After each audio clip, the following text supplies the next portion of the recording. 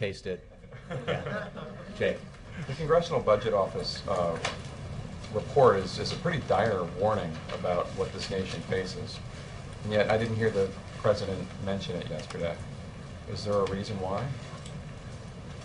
Well, I think I put out a statement, and which is the White House's view and the President's view. The President talks every day that he's out there, as he was yesterday, about what we need to do to help build our economy, help it to continue to grow, help it to continue to create jobs. And yesterday and the day before, he was focusing on the need to continue investments in education, because he firmly believes that education is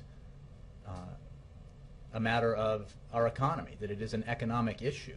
So that's not really what the Congressional Budget Office was addressing. They were talking about... But I heard the President, yes, the President talked about education, he talked about Todd Aiken, he talked about Michael Jordan. He talks, as you know, all the time about what we need to do to, specifically to help the economy grow and create jobs, and his belief that we need to take a balanced approach to address the kinds of fiscal challenges that are necessary. I mean, the so-called fiscal cliff that the CBO report addressed, as you know, is being brought about by a vote of Congress with bipartisan majorities in each house to enact the Budget Control Act, and which the President signed into law.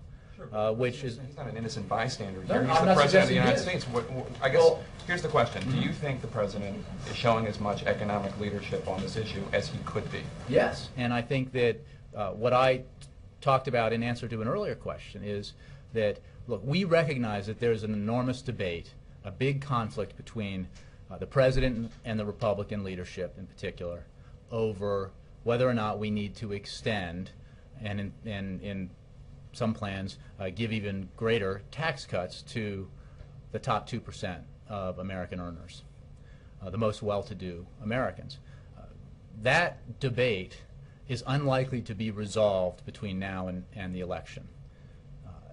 The President talks about how in many ways the voters will help resolve it by the election. But what we can agree on, and this goes right to the issue of the fiscal cliff, is that we should absolutely extend tax cuts for 98% of Americans and 97% of American small businesses tomorrow, or the day that Congress gets back. And that would demonstrate to the American people and to people around the world that despite our differences on some very important issues, we can come together and do the practical thing and the sensible thing to help our economy grow, to avert some of the concern over the so-called fiscal cliff.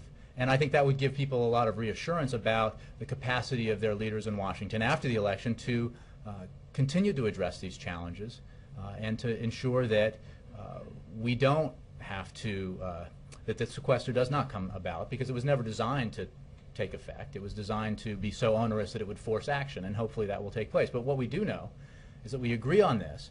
The middle-class tax cuts, which I think this is a little-known fact, are the single biggest component of the so-called fiscal cliff. If we pass that, that would have a very positive impact on both in the raw number sense, but also I think psychologically, because it would demonstrate that Washington is willing, and despite the partisan differences here, to do the right thing by the American people and by the American economy.